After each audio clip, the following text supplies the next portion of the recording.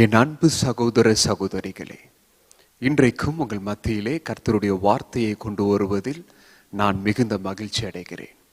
இப்பொழுதும் கர்த்தருடைய வார்த்தையை நாம் கேட்கப் போகிறோம். கர்த்தருடைய வார்த்தைக்கு செவி கொடுக்கும் போது அந்த வார்த்தைக்குண்டான ஆசீர்வாதத்தினால் தேவன் உங்கள் ஒவ்வொருவரையும் நிரப்புவார். இன்றைக்கும் முதல் தேடல் என்கிற தலைப்பின் கீழ் நாம் தியானிக்க போகிறோம். முதல் தேடல் அப்படின்னா என்னன்னு யோசிக்கிறீங்களா? முதல் தேடல் என்பது முதலாவது நாம் யாரை தேடுகிறோம் என்பதாகும். முதலாவது நாம் யாரை தேடுகிறோம்? இன்றைக்கு அநேகர் உலகத்தை தேடிக்கொண்டிருக்கிறார்கள். உலகத்தில் உள்ள காரியங்களை தேடிக்கொண்டிருக்கிறார்கள். உலக மனிதர்களை தேடிக்கொண்டிருக்கிறார்கள். உலக புகழ்ச்சியை தேடிக்கொண்டிருக்கிறார்கள். உலக வேலையை தேடிக்கொண்டிருக்கிறார்கள். உலக பணத்தை தேடிக்கொண்டிருக்கிறார்கள். உலகம் தருகிற சந்தோஷத்தை தேடிக்கொண்டிருக்கிறார்கள். ஒரு சிலரோ தேவனை தேடிக்கொண்டிருக்கிறார்கள். பாருங்க, ஒரு சிலர் முதலாவது தேவனை தேடிக்கொண்டிருக்கிறார்கள். அநேகர் உலகத்தையும் அதன் காரியங்களையும் தேடிக்கொண்டிருக்கிறார்கள். ஆனால் வேதம் என்ன சொல்கிறது? முதலாவது தேவனுடைய ராஜ்யத்தையும் அவருடைய நீதியையும் தேடுங்கள், அப்பொழுது இவைகள் எல்லாம் உங்களுக்கு கூட கொடுக்கப்படும். குறைவாக குடிக்கிறவர் நம்முடைய தேவன் அல்ல. அளவாக தருகிறவர் நம்முடைய தேவன் அல்ல. கூட கொடுக்கிற தேவன். நீங்கள் எதை நினைக்கிறீர்களோ, எதை வேண்டுகிறீர்களோ அதற்கு அதிகமாக செய்கிற தேவன், அதற்கு மேலாக செய்கிற தேவன். மலை பிரசங்கத்தில் பாருங்க, ஆண்டோடைய வார்த்தைகளை கேட்க மலைக்கு அநேகர் வந்திருந்தார்கள். அவர்களுடைய பசியை அறிந்த தேவன் அவர்களுக்கு 5 அப்பத்தை கொண்டு 2 மீன்களை கொண்டு போஷிக்கிறார். பாருங்க, அவங்க சாப்பிட்ட பின்பு 12 கூடைகள் மீதம் இருக்கிறது. இப்படித்தான் தேவனால் ஆசீர்வதிக்க முடியும். அவர் தருகிற ஆசீர்வாதமே நிலைத்து நிற்கும். வேதம் சொல்கிறது, கர்த்தருடைய ஆசீர்வாதமே நிலைத்து நிற்கும். அதோடு அவர் வேதனையை கூட்டார் என்று சொல்லி. அவர் தருகிற ஆசீர்வாதம் தான் நிரந்தரம். அவர் தருகிற ஆசீர்வாதம் தான் நிலையானது. அவர் கூட தருகிற தேவன். அன்றைக்கு ஜனங்களை எப்படி போஷித்தாரோ அதே போல உங்களையும் போஷிப்பதற்கு அவர் சர்வ வல்லமையுள்ள தேவனாக இருக்கிறார். நீங்கள் செய்ய வேண்டிய காரியம், முதலாவது தேவனுடைய ராஜ்யத்தையும் அவருடைய நீதியையும் தேடுங்கள். அப்பொழுது எல்லாவற்றையும் உங்களுக்கு கூட தந்து உங்களை வழி நடத்துவார். 4 வசனங்களை நாம் வாசிக்க கேட்போம். நான் உங்களுக்காக வாசிக்கிறேன், கவனத்தோடு கேளுங்க. 1 நாளாகமம் 28ஆம் அதிகாரம் 9ஆம் வசனத்தில் கடைசி பகுதியில் நாம் இப்படியாக வாசிக்கிறோம். நீ அவரை தேடினால் உனக்கு தென்படுவார், நீ அவரை விட்டுவிட்டால் அவர் உன்னை என்றைக்கும் கைவிடுவார். 2 நாளாகமும் 15ஆம் அதிகாரம் 2ஆம் வசனத்தில் கடைசி பகுதியில் இப்படியாக வாசிக்கிறோம். நீங்கள் கர்த்தரோடு இருந்தால் அவர் உங்களோடு இருப்பார், நீங்கள் அவரை தேடினால் உங்களுக்கு வெளிப்படுவார், அவரை விட்டீர்களேயாகில் அவர் உங்களை விட்டு விடுவார். மத்தேயு 7:7 மற்றும் லூக்கா 11:9 இப்படியாக நாம் வாசிக்கிறோம். தேடுங்கள், அப்பொழுது கண்டடைவீர்கள். இந்த 4 வசனங்களும் நமக்கு மையப்படுத்துகிற காரியம் என்ன தெரியுமா? நீங்கள் கர்த்தரை தேடுங்கள். நீங்கள் கர்த்தரை தேடுங்கள்.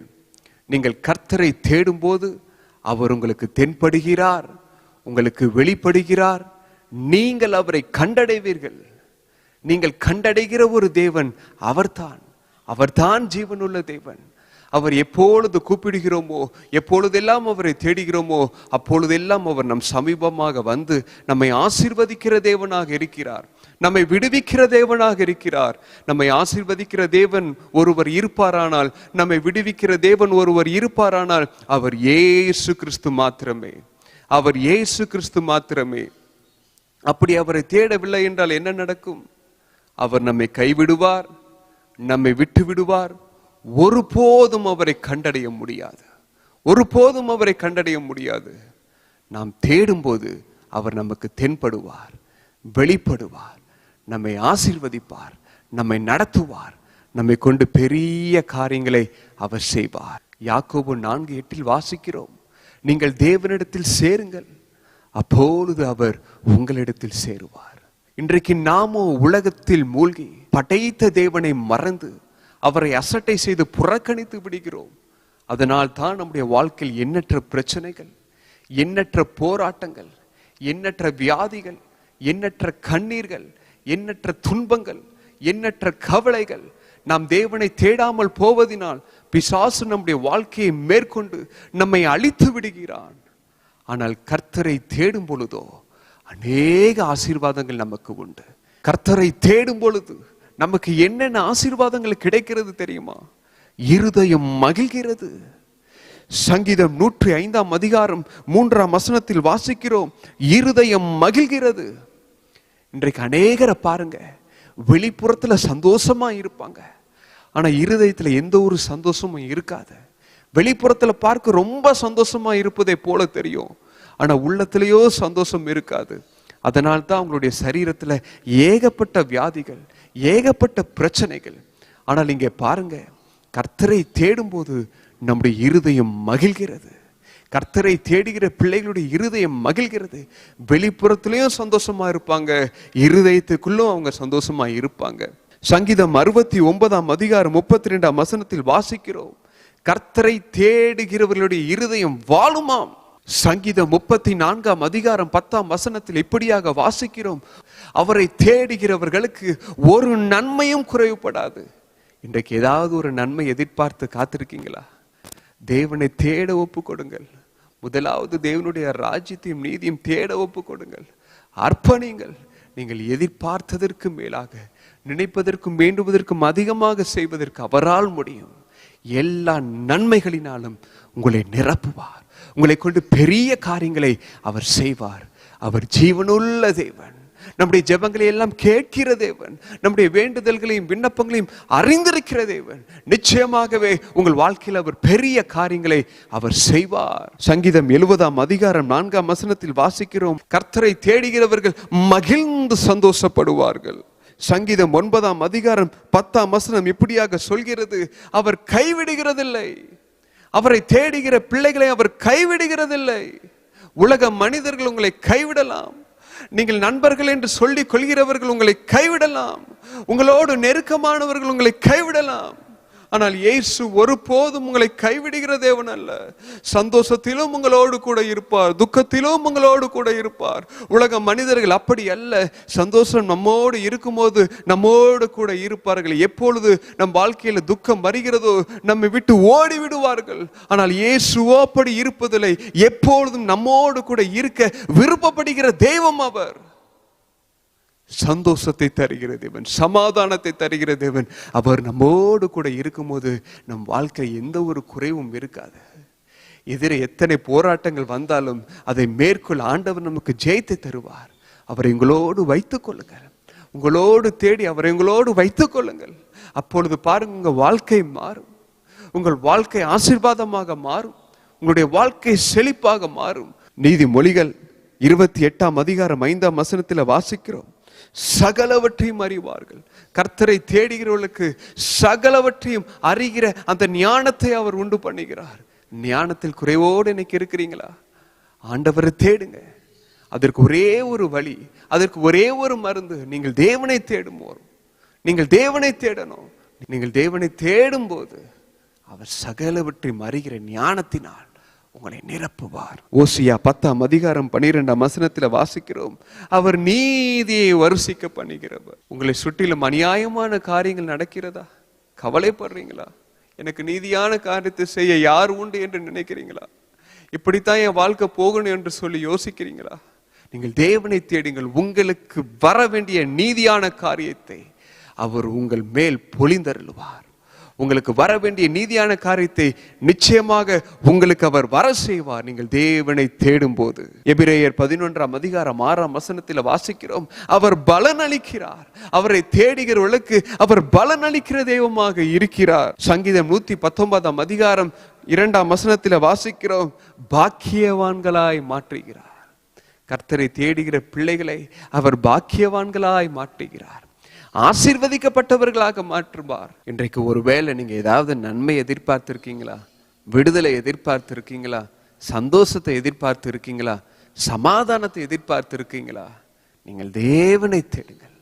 முதலாவது தேவனுடைய ராஜ்யத்தையும் நீதியும் தேடுங்கள். அப்பொழுது எல்லாவற்றையும் தேவன் தந்து உங்களை ஆசீர்வதிக்கப்பட்டவர்களாக மாற்றுவார். உங்களை கொண்டு பெரிய காரியங்களை அவர் செய்வார். வேத புஸ்தகத்தில் அநேகர் உண்டு. அவரை தேடி ஆசீர்வாதத்தை பெற்றுக்கொண்டவர்கள் அநேகர் உண்டு. இன்றைக்கு அதில் 5 பேரை மாத்திரம் நாம் பார்க்க போகிறோம். அவர்கள் தேவனை எப்படி தேடினார்கள், எப்படி தேவன் அவர்களை ஆசீர்வதித்தார் என்பதை நாம் தியானிக்கும் பொழுது நிச்சயமாகவே நாமும் அப்படி தேடும் பொழுது ஆண்டவர் அவர்களுக்கு தந்த ஆசீர்வாதங்களை உங்களுக்கும் தர அவர் வல்லமையுள்ள தேவனாக இருக்கிறார். உங்களுக்கும் அவர் தருவார். நிச்சயமாகவே விசுவாசத்தோடு நீங்கள் தேடுங்கள், நீங்கள் பெற்றுக்கொள்வீர்கள். தேடுங்கள், கண்டடைவீர்கள். முதலாவது ஒரு நபரை குறித்து பார்க்க போகிறோம். அவர்தான் ஆசா. ஆசா என்றால் மருத்துவ வைத்தியர் என்று அர்த்தம். அவர் இஸ்ரவேல் ஜனங்களுக்கு கொடுத்த மருந்து என்ன தெரியுமா? வைத்தியம் என்ன தெரியுமா? மாத்திரை என்ன தெரியுமா? டானிக் என்ன தெரியுமா? இயேசுவை தேடுங்கள். நீங்கள் கர்த்தரை தேடுங்கள். உங்க வாழ்க்கையில என்ன பிரச்சனை வந்தாலும், என்ன போராட்டம் வந்தாலும், என்ன வியாதி வந்தாலும், எத்தனை கொள்ளை நோய்கள் வந்தாலும் நீங்கள் தேவனை தேடுங்கள். அவர் உங்களை விடுவிப்பார். அவர் உங்களை தப்புவிப்பார். அவர் உங்களை ஆசீர்வதிப்பார். அவர் உங்களை நடத்துவார். இன்றைக்கு உங்களை பார்த்து நான் அதைத்தான் சொல்றேன். உங்க வாழ்க்கையில எவ்வளவு பெரிய பிரச்சனைகள், எவ்வளவு பெரிய போராட்டங்கள், எவ்வளவு பெரிய வியாதிகள், எவ்வளவு பெரிய கொள்ளை நோய்கள் எதிர்நோக்கி வந்தாலும் நீங்கள் தேவனை தேடுங்கள். அது தான் மருந்து. அந்த மருந்தை நீங்கள் உபயோகப்படுத்தும் போது நிச்சயமாகவே நீங்கள் பாதுகாக்கப்படுவீர்கள், ஆசீர்வதிக்கப்படுவீர்கள். உங்களோடு கூட இருந்து அவர் உங்களை வழி நடத்துவார். இந்த ஆசா தேவனை எப்படி தேடுகிறார்? 2 நாளாகமும் 15ஆம் அதிகாரம் வசனங்கள் 12 மற்றும் 13 வாசிக்கிறோம். முழு இருதயத்தோடும் முழு ஆத்மாவோடும் தேடுகிறார். ஒரு அரைகுறையான இருதயத்தோடு அல்ல, வெளிப்புற மாய தோற்றத்தோடு அல்ல, முழு இருதயத்தையும் ஊற்றி தேடுகிறார். இப்படியாக தேடுவதற்கு முன்பாக அவர் செய்கிற காரியங்கள் என்ன தெரியுமா? முதலாவது சீர்படுத்துகிறார். 2வது கர்த்தருடைய பார்வைக்கு நன்மையும் செம்மையுமானதை செய்கிறார். 3வது தன்னைத்தானே தாழ்த்துகிறார். நம்மை நாமே சீர்படுத்தும் போது, கர்த்தருடைய பார்வையில நன்மையும் செம்மையுமானதை செய்யும் பொழுது, நம்மை நாமே தாழ்த்தும் பொழுது நிச்சயமாகவே நம் வாழ்க்கையில ஆண்டவர் அற்புதங்களையும் அடையாளங்களையும் காண பண்ணுவார். நம்மை நாமே சீர்படுத்தணுங்க. சீர்படுத்துறதுனா என்ன? கர்த்தருக்கு பிரியமில்லாத எல்லா காரியங்களையும் நம்மை விட்டு நீக்குவது, அது சீர்படுத்துவது. ஒருவேளை பாவமாக இருக்கலாம், அந்த பாவத்தை நம்மை விட்டு நீக்கணும். ஒருவேளை விக்கிரக ஆராதனையாக இருக்கலாம், அந்த விக்கிரக ஆராதனை நம்மை விட்டு நீக்கணும். விக்கிரகனா என்ன? கர்த்தருக்கு கொடுக்க வேண்டிய கனத்தையும் மரியாதையும் வேறு ஒரு நபருக்கோ வேறு ஒரு பொருளுக்கோ கொடுப்பது விக்கிரகம். இன்றைக்கு யாருக்கு கொடுத்து கொண்டிருக்கிறீங்க? உலக தலைவர்களுக்கா, விளையாட்டு வீரர்களுக்கா, நடிகர்களுக்கா, நடிகைகளுக்கா, மற்ற தேவையில்லாத பொருள்களுக்கா? யோசித்து பாருங்க. நீங்கள் கர்த்தரால் தெரிந்து கொள்ளப்பட்டவர்கள் என்றால் உங்களுடைய துதி, உங்களுடைய கனம், உங்களுடைய மரியாதை இயேசுவுக்கு மாத்திரம் தான் இருக்க வேண்டும். இவர் நல்லவர், அவர் நல்லவர் சொல்லாதீங்க. இவர் நன்மையை செய்யறாரு, அவரால் மாற்றத்தை கொண்டு வர முடியும் சொல்லாதீங்க. இயேசுவை நோக்கி பாருங்க. இயேசுவால் தான் மாற்றத்தை கொண்டு வர முடியும். இயேசுவால் தான் ஆசீர்வாதத்தை கொண்டு வர முடியும். மனம் திரும்புங்கள் சகோதரா, மனம் திரும்புங்கள் சகோதரி. இன்றைக்கு அர்ப்பணியுங்கள். ஆண்டவரே, தேவையில்லாத மனிதர்களுக்கு இதுவரைக்கும் நாங்கள் கனத்தை கொடுத்து கொண்டிருந்தோம்னால் எங்களை மன்னியும் சுவாமி. நாங்கள் உமக்கு முதலிடத்தை கொடுக்கணும் என்று சொல்லி, உமக்கே நாங்கள் கனத்தையும் மரியாதையும் செலுத்தணும்னு சொல்லி அர்ப்பணிங்க சகோதரா. கர்த்தருடைய பார்வையில் நன்மையும் செம்மையுமானதை செய்கிறார். இந்த மனிதர் பார்க்கிறார், அந்த மனிதர் பார்க்கிறார். எதையாவது செஞ்சிட்டு இருக்கீங்களா? கர்த்தருக்கு எது பெரியும், கர்த்தருடைய பார்வையில் எது நன்மை செம்மை என்று தெரிகிறது அதை செய்யுங்க. கர்த்தருக்கு முன்பாக உங்களை தாழ்த்துங்க. பாருங்க, வேதத்தில் வாசிக்கிறோம், தன்னைத்தான் தாழ்த்துகிறவன் உயர்த்தப்படுவான், தன்னைத்தான் உயர்த்துகிறவன் தாழ்த்தப்படுவான். 2 வகையான ஜெபங்கள் உண்டு. தன்னைத்தான் உயர்த்தின ஜெபம் ஒன்று உண்டு, அது அங்கீகரிக்கப்படவில்லை. தன்னைத்தான் தாழ்த்தின ஜெபம் அங்கீகரிக்கப்பட்டது, அது கேட்கப்பட்டது. பரலோகத்தில் இருக்கிற தேவன் இறங்கி வந்தார். அதே போல நீங்கள் தாழ்மையோடு ஜெபிக்கும் போது பரலோகத்தில் இருக்கிற தேவன் இறங்கி வந்து உங்களுடைய எல்லா ஜெபங்களையும் கேட்டு உங்களுக்கு பதிலை தருவார். நிச்சயமாகவே நீங்கள் காண்பீர்கள். கர்த்தர் கொடுத்த வாக்குத்தத்தம் என்ன? 2 நாளாகமம் 7ஆம் அதிகாரம் 14ஆம் வசனம், என் நாமம் தரிக்கப்பட்ட என் ஜனங்கள் தங்களை தாழ்த்தி ஜெபம் பண்ணி என் முகத்தை தேடி தங்கள் பொல்லாத வழிகளை விட்டு திரும்பினால் அப்பொழுது பரலோகத்தில் இருக்கிற நான் கேட்டு அவர்கள் பாவத்தை மன்னித்து அவர்கள் தேசத்துக்கு சேமத்தை கொடுப்பேன். அவர்களுக்கு மாத்திரமல்ல, அவர்கள் தேசத்திற்கும் நான் சேமத்தை கொடுப்பேன் என்பதே அவர் தருகிற வாக்குத்தத்த வசனம். இப்படியாக ஆசா தேவனை தேடின போது கர்த்தர் எப்படியாக ஆசாவை ஆசீர்வதிக்கிறார், எப்படியாக பாதுகாக்கிறார். 2 நாளாகமும் 14 மற்றும் 15ஆம் அதிகாரத்திலே நாம் பார்க்கிறோம்.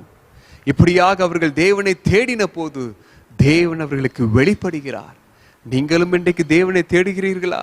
ஆண்டவர் நிச்சயமாகவே உங்களுக்கு வெளிப்படுவார். அவர்களுக்கு எதிராக வந்த எத்தியோப்பியர்கள் திரும்ப பலன் கொள்ளாதபடிக்கு முறிந்து கீழே விழும்படி ஆண்டவர் செய்கிறார். உங்களுக்கு விரோதமாக எழும்புகிற எல்லா ஆயுதங்களையும் ஆண்டவர் முறித்து போடுவார். பாருங்க, ஆசாவுடைய ராஜ்யத்தை ஆண்டவர் ஆசீர்வாதமாக மாற்றுகிறார், அமரக்கியாக மாற்றுகிறார். ஒரு பெரிய ஆசீர்வாதத்தை அவருடைய ராஜ்யத்தில் ஆண்டவர் உண்டு பண்ணுகிறார். இளைப்பாறுதலை தருகிறார். ஆசாவிற்கும் இஸ்ரவேல் ஜனங்களுக்கும் அவர் இளைப்பாறுதலை தருகிறார். இளைப்பாறுதல் இல்லாம தவித்து கொண்டு இருக்கீங்களா? வேதத்திலே வாசிக்கிறோம், வருத்தப்பட்டு பாரம் சுமக்கிறவர்களே நீங்கள் எல்லாரும் என்னிடத்தில் வாருங்கள். அவங்கிட்ட இவங்கிட்ட இல்லை, என்கிட்ட வாப்பா, நான் உங்களுக்கு இளைப்பாறுதலை தருவேன். நான் உங்களுக்கு சமாதானத்தை உண்டு பண்ணுவேன். நான் உங்களுக்கு நித்திய சந்தோஷத்தை உண்டு பண்ணுவேன். அது இம்மைக்கு மாத்திரமல்ல, மறுமைக்கும் உண்டான சந்தோஷத்தையும் சமாதானத்தையும் ஆசீர்வாதத்தையும் உங்களுக்கு சேர்த்து தருவேன். நீங்கள் என்னை தேடுங்கள். ஏன் மற்றவங்களை தேடி அவமானம் அடையிறீங்க? ஏன் மற்றவங்களை தேடி கஷ்டப்படுறீங்க? நீங்க இருக்கிற இடத்துல என்ன நோக்கி பார்ப்பா, நீ என்னை நோக்கி தேடுப்பா, நான் உனக்கு எல்லாவற்றையும் தருவேன். எல்லாவற்றையும் உனக்காக நான் செய்து முடிக்கிற தேவன் அல்லவா?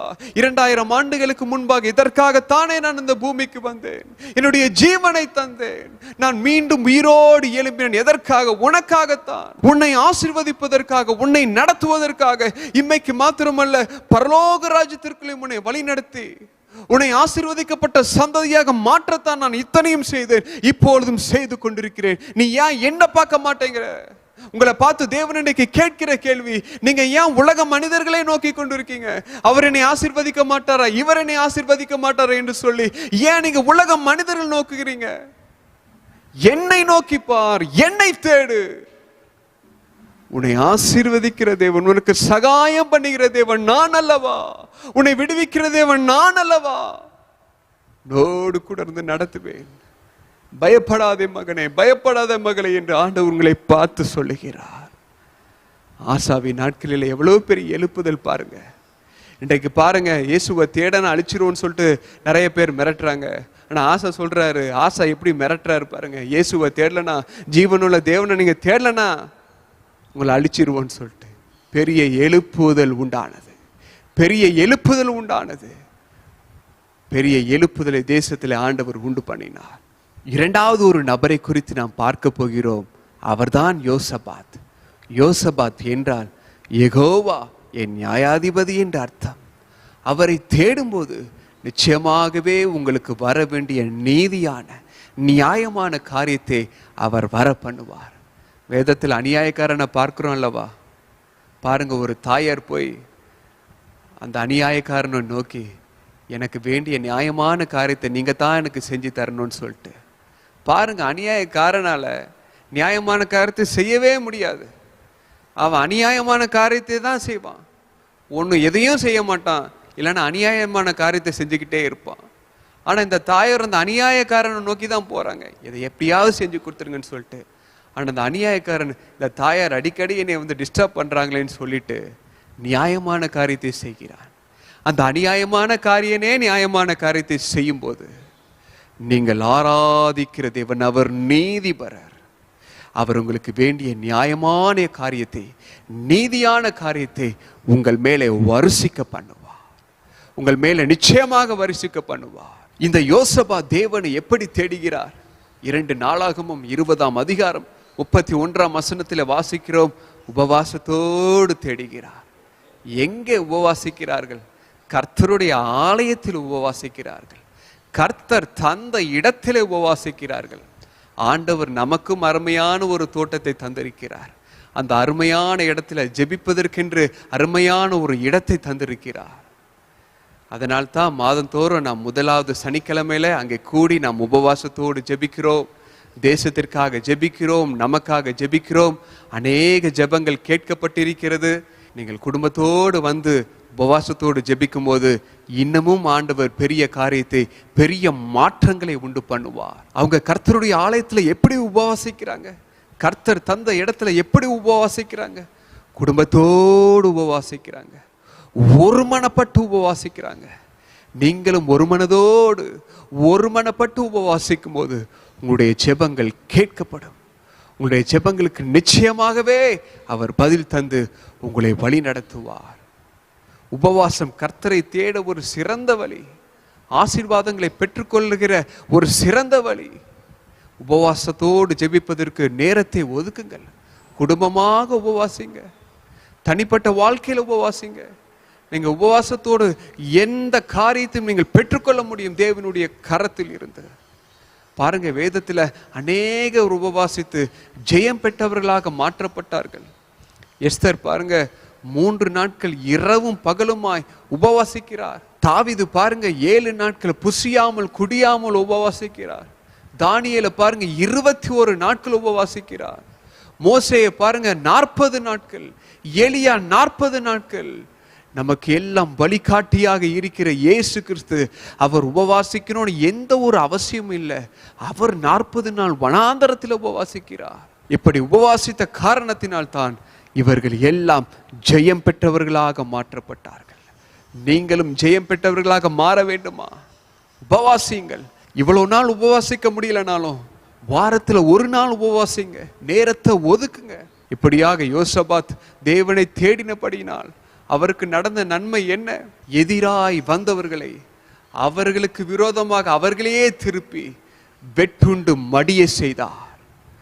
ஒருவரும் தப்பவில்லையாம், எல்லாரும் மடிந்து போனார்கள்.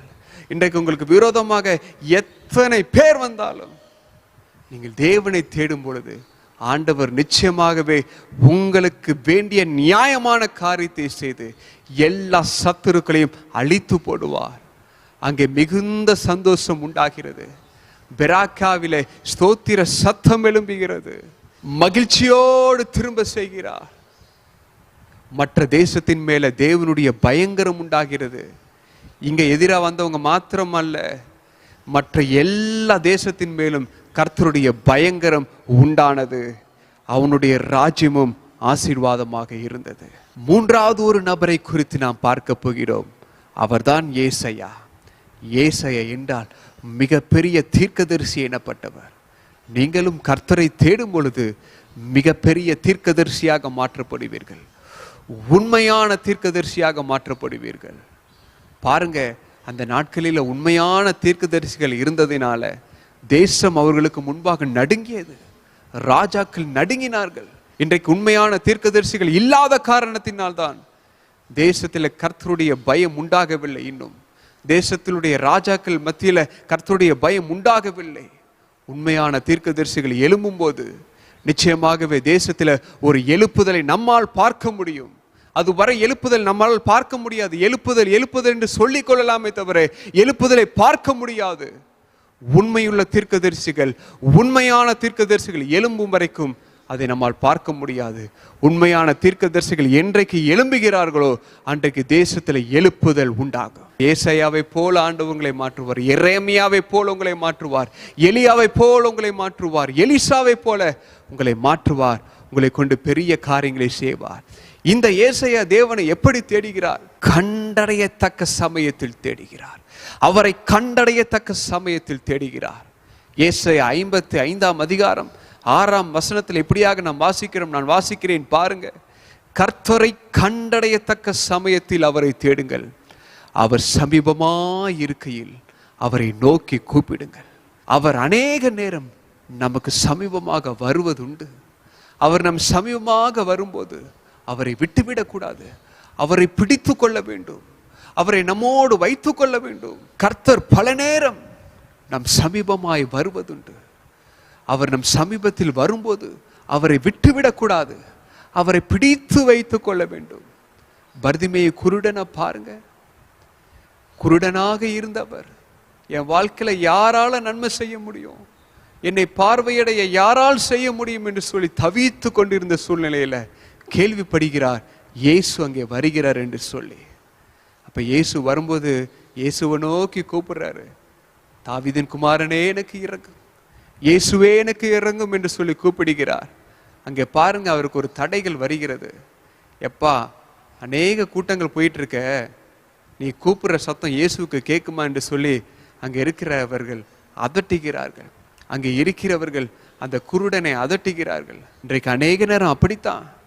நம்ம தேவனை தேட முயற்சி பண்ணும் போதுதான் ஏகப்பட்ட டிஸ்டர்பன்ஸ் வரும், ஏகப்பட்ட தொல்லைகள் தொந்தரவுகள் வரும்.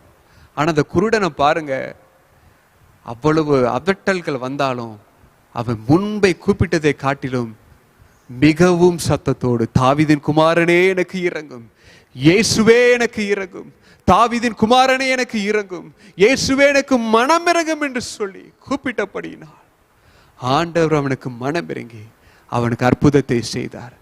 இன்றைக்கு நீங்க தேடும் போது டிஸ்டர்பன்ஸ் வருதா, உடனே எழும்பி போயிடாதீங்க. அந்த டிஸ்டர்பன்ஸ் எல்லாம் ஒதுக்கிட்டு நீங்க தேவனை தேடுங்க. அந்த டிஸ்டர்பன்ஸை பார்க்காதீங்க, தேவனை தேடுங்க.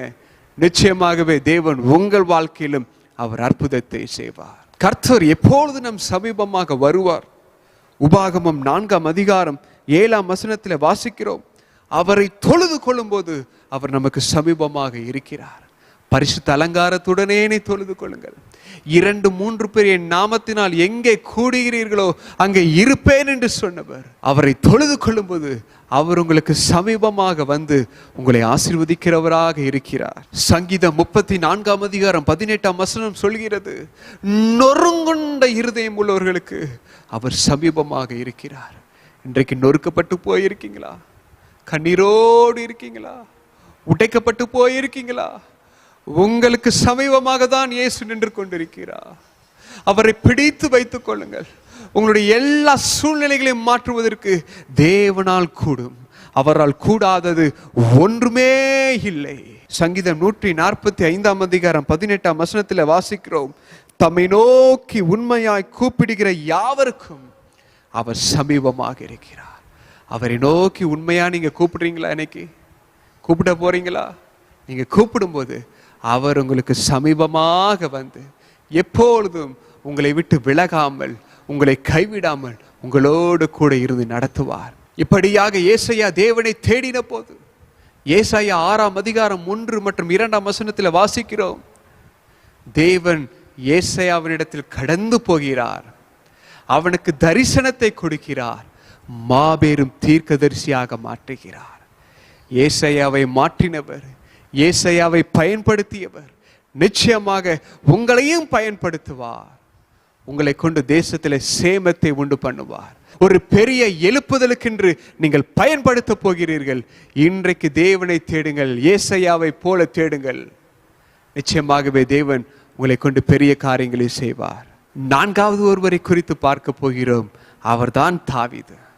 தாவீது என்றால் தேவனுக்கு பிரியமானவர் என்று அர்த்தம். இன்றைக்கும் நீங்கள் தேவனை தேடும் பொழுது நீங்கள் தேவனுக்கு பிரியமானவர்களாக மாற்றப்படுவீர்கள். ஒரு குடும்பத்தில் பார்த்தீங்கன்னா பிரியமுள்ள பிள்ளைகளும் உண்டு, பிரியமில்லாத பிள்ளைகளும் உண்டு. பிரியமில்லாத பிள்ளைகளுக்கு ஏதாவது ஒரு சில நன்மைகள் தான் கிடைக்கும். ஆனால் பிரியமுள்ள பிள்ளைகளுக்கு சகல நன்மையும் கிடைக்கும். நீங்கள் கர்த்தருக்கு பிரியமுள்ளவர்களாக மாற்றப்படும் போது சகல நன்மையினாலும் ஆண்டவர் உங்களை நிரப்புவார். இந்த தாவீது தேவனை எப்படி தேடுகிறார்? சங்கீதம் 63ஆம் அதிகாரம் 1ஆம் வசனத்தில், தேவனே நீர் என் தேவன், அதிகாலமே உம்மை தேடுகிறேன். அதிகாலை நேரம் என்பது ஒரு அருமையான நேரம், ஒரு இனிமையான நேரம், கர்த்தருக்கு பிடித்த நேரம், கர்த்தருக்கு பிரியமுள்ள நேரம். அந்த பிரியமுள்ள நேரத்தில், கர்த்தருக்கு பிரியமுள்ள நேரத்தில் நீங்கள் தேடும் பொழுது பிரியமுள்ள பிள்ளைகளுக்கு சகல நன்மையும் கிடைப்பது போல உங்களுக்கும் சகல நன்மையும் கிடைக்கும். நீதிமொழிகள் 8ஆம் அதிகாரம் 17ஆம் வசனம் இப்படியாக சொல்கிறது, அதிகாலையில் என்னை தேடுகிறவர்கள் என்னை கண்டடைவார்கள். அதிகாலையில் நீங்கள் அவரை தேடும்போது அவரை உங்களால் கண்டடைய முடியும். உங்களுடைய பாரங்களை சொல்ல முடியும், உங்களுடைய வேதனைகளை சொல்ல முடியும். அவர் தருகிற விடுதலை உங்களால் பெற்றுக்கொள்ள முடியும். இரண்டாவது, தாவீது எந்த சூழ்நிலையில தேவனை தேடுகிறார்? சங்கீதம் 77:2 நாம் பார்க்கிறோம், ஆபத்து நாளிலே தேவனை நோக்கி பார்க்கிறார், ஆபத்து நாளிலே தேவனை தேடுகிறார். அப்படி தேடும்போது எல்லாவித இக்கட்டுகளிலும் இருந்து, எல்லாவித ஆபத்துகளிலும் இருந்து, எல்லா விதமான தேவையில்லாத சூழ்நிலைகளிலும் இருந்து ஆண்டவர் தாவீதை விடுவிக்கிறார். பாருங்க, தாவீது வாழ்க்கையில இன்றைக்கு ஒரு சில போராட்டங்களை பார்த்தே நம்ம பயப்படுறோம். ஆனா தாவீது வாழ்க்கையில எத்தனை போராட்டங்கள்! கரடி எதிரே வருகிறது, சிங்கம் எதிரே வருகிறது, கோலியாத் எதிரே வருகிறான், சவுல் எதிரே வருகிறார், தாவீதுடைய பிள்ளைகளே எதிர்நோக்கி வருகிறார்கள், தாவீதுக்கு பிரியமுள்ள மனிதர்கள் எதிராக எழும்புகிறார்கள். தாவீது சொல்கிறார், மரணத்திற்கும் எனக்கும் ஒரு அடிதான் என் வித்தியாசம் இருந்தது, ஆனால் நான் கர்த்தரை நோக்கி கூப்பிட்டேன். இன்றைக்கும் மரண பிடியில இருக்கிறீங்களா? மரணத்துக்கும் உங்களுக்கும் ஒரு அடிதான் வித்தியாசத்துல அப்படிப்பட்ட சூழ்நிலையில கடந்து போயிட்டு இருக்கீங்களா? நீங்கள் தேவனை தேடுங்கள். தாவீது சொல்கிறார், தேவனை நான் தேடினேன், அவர் எல்லாவித ஆபத்துகளிலும் இருந்து என்னை விடுவித்து என்னை காத்து கொண்டார், என்னை மீட்டு கொண்டார், என்னை பாதுகாத்து கொண்டார், என்னை ஆசீர்வதித்தார், என்னை வழி நடத்தினார். நீங்கள் தேவனை தேடும் பொழுது நிச்சயமாகவே நீங்களும் இப்படித்தான் நீங்கள் ஆசீர்வதிக்கப்படுவீர்கள், பாதுகாக்கப்படுவீர்கள். தேவனை தேட ஒப்பு கொடுங்கள் சகோதரா, தேவனுக்கு பிரியமானவர்களாக மாற்றப்படுவீர்கள். ஐந்தாவது ஒரு நபரை குறித்து நாம் பார்க்க போகிறோம். நம் மரியாள் தேவனை தேட எப்படி கற்றுக் கொடுக்கிறார்? கண்ணீரோடு தேட கற்றுக் கொடுக்கிறார்.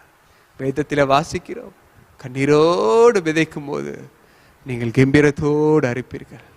இன்னைக்கு கண்ணீரோடு நீங்க எதெல்லாம் விதைக்க போறீங்களோ, கண்ணீரோடு அப்பா இதெல்லாம் நாங்க விதைக்கிறோம் நீங்க சொல்றீங்களோ, அதையெல்லாம் கம்பீரத்தோடு ஆண்டவர் உங்களை அறுக்க பண்ணுவார். நிச்சயமாகவே உங்கள் வாழ்க்கையில ஆண்டவர் எல்லா கண்ணீரையும், எல்லா மாறாவின் போன்ற கசப்புகளையும் மாற்றி மதுரமாக மாற்றுவதற்கு அவரால் முடியும். நம் தேவனால் எல்லாம் கூடும். மரியாள் நமக்கு கண்ணீரோடு தேடுவதற்கு கற்றுக் கொடுக்கிறார். கண்ணீரோடு மாத்திரமல்ல, அதிகாலையில இருட்டோடு எழும்பி கண்ணீரோடு தேவனை நோக்கி தேடி போகிறார். இப்படியாக அதிகாலையில இருட்டோடு கண்ணீரோடு மரியாள் தேடினபடியால் மரியாளுக்கு கிடைத்த ஆசீர்வாதம் என்ன? உயிர் தெழுந்த இயேசுவை முதல் ஆளாக தரிசித்தார். எவ்வளவு பெரிய பாக்கியம்! இன்றைக்கும் ஆண்டவரை முகமுகமாக தரிசிக்க விரும்புறீங்களா? ஆண்டவரோடு பேச விரும்புறீங்களா? அதிகாலை வேளை ஒரு இனிமையான நேரம். இனி வருகிற ஒவ்வொரு நாளும் அதிகாலையில கண்ணீரோடு அப்படி சமூகத்துல காத்துருங்க. உங்களுடைய எல்லா தேவையில்லாத கண்ணீர்களையும் ஆண்டவர் ஆனந்த களிப்புள்ளதாக அவர் மாற்றுவார். மரியாள் தேடினபடியினால் ஆண்டவர் அவளை ஆசீர்வதித்தது மாத்திரமல்ல, அவளுக்கு தரிசனங்களை கொடுக்கிறார். முதல் தரிசனத்தை அவர் பெற்றுக்கொண்டால் இன்றைக்கும் ஆண்டவர் உங்களுக்கு தரிசனங்களை தரப்போகிறார், உங்களை வழி நடத்தப் போகிறார். இப்படியாக மரியாளை போல தேவனை தேடுங்கள். அவரை தேடி கண்டுபிடிக்கிற வரைக்கும் தேடிக்கொண்டே இருங்க. அவர்தான் விலையேர்ந்த பொக்கிஷம், அவர்தான் விலையேற பெற்றவர். உன்னத பாட்டிலே சூலமத்தி தேவனை எப்படி தேடுகிறார்? உன்னத பாட்டு 3ஆம் அதிகாரம் வசனம் 1 முதல் 4 வரை நான் உங்களுக்காக வாசிக்கிறேன். அதன்படி நாம் தேவனை தேடும் பொழுது நிச்சயமாகவே அவரை நீங்கள் கண்டடைவீர்கள். நிச்சயமாகவே அவர் உங்களோடு கூட இருப்பார் கடைசி வரைக்கும். இந்த தேவன் சதா காலமும் உங்களோடு கூட இருந்து உங்களை நடத்துவார். ராக்காலங்களில் என் படுக்கையிலே என் ஆத்தும நேசரை தேடினேன், தேடியும் நான் அவரை காணவில்லை. நான் எழுந்து நகரத்தின் வீதிகளிலும் தெருக்களிலும் திரிந்து என் ஆத்தும நேசரை தேடுவேன் என்றேன், தேடியும் நான் அவரை காணவில்லை. நகரத்தில் தெரிகிற காவலாளர் என்னை கண்டார்கள். என் ஆத்தும நேசரை கண்டீர்களா என்று அவர்களை கேட்டேன்.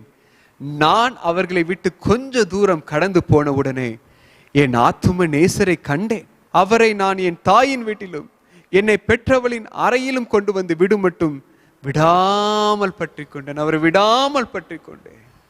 நிச்சயமாகவே அந்த சூலமித்து தேவனை தேடின போது அவள் தேவனை கண்டடைந்தது போல நீங்களும் தேவனை தேடும் பொழுது அநேக நேரம் ஆண்டவர் உங்களுடைய கதவை தட்டினார் அல்லவா?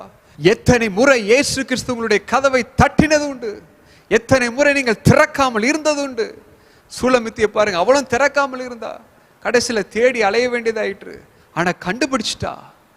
அதே போல இன்றைக்கு ஆண்டவரே என்னை மன்னிங்கப்பா, நீங்க எத்தனை முறை என்னை தேடி நீங்க வந்தீங்க, நான் உங்களை விட்டுட்டேன், ஆனா இன்னைக்கு நான் உங்களை தேடுறேன்னு சொல்லிட்டு நீங்க தேடுங்க. நிச்சயமாகவே இன்றைக்கே நீங்கள் அவரை கண்டடைய போகிறீர்கள். அவர் உங்கள் மத்தியில் இருக்கும்போது, அவர் எப்பொழுதும் உங்களோடு கூட இருக்கும்போது, அவர் எப்பொழுதும் நீங்கள் பிடித்து வைத்துக் கொள்ளும் பொழுது, உலகம் தராத சமாதானம் உங்களுக்கு உண்டு, உலகம் தராத சந்தோஷம் உங்களுக்கு உண்டு, உலகம் தராத ஆசீர்வாதம் உங்களுக்கு உண்டு. நிச்சயமாக உங்களை தந்து வழி நடத்துவார். உங்களை கொண்டு பெரிய காரியங்களை அவர் செய்வார். தேடி கண்டுபிடிங்கள்.